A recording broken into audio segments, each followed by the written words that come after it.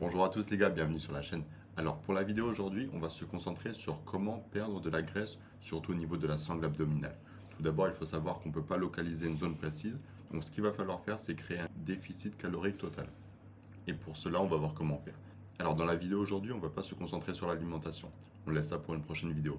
On va plutôt voir quelles sont les choses qu'on peut mettre en place sur la semaine pour créer donc ce fameux déficit calorique. On va faire ça en 3 points. Le premier, c'est tout simplement marcher le week-end.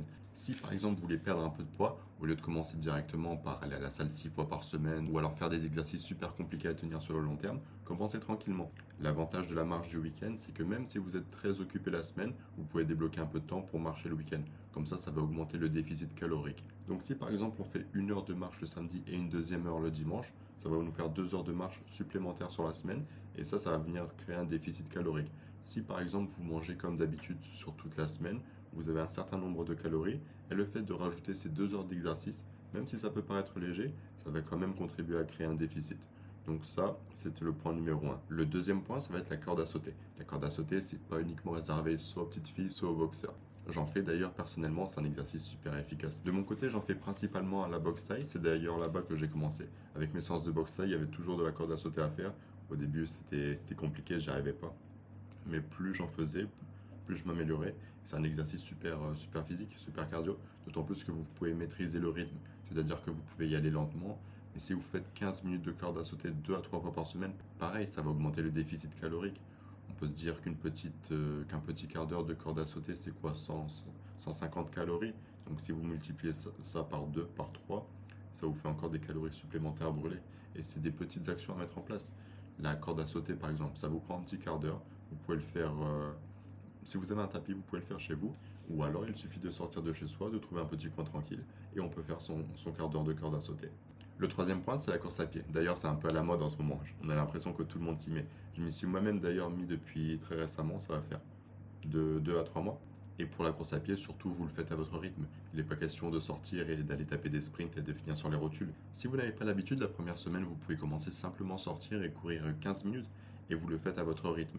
Ça va être la première semaine. La deuxième semaine, vous pouvez toujours garder 15 minutes et au fur et à mesure, vous allez vous améliorer. Si vous pouvez courir jusqu'à 2 fois par semaine, c'est encore mieux. Comme ça, vous allez progresser plus vite. Mais encore une fois, surtout le faire à votre rythme. Ce qui est important là, c'est la régularité. Si vous le faites sur 2, 3, 4 semaines, 1 à 2 sorties course à pied, pareil, ça va venir créer un déficit calorique. L'idée au début, ça ne va pas être de faire des efforts impossibles à tenir. Donc une fois que vous aurez commencé de cette façon-là, vous aurez mis en place une nouvelle routine et pareil, ça va venir créer le déficit calorique. Donc ce que vous pouvez faire, c'est choisir une option parmi ces 3 points. Donc la marche au week-end, les 15 minutes de corde à sauter ou la course à pied.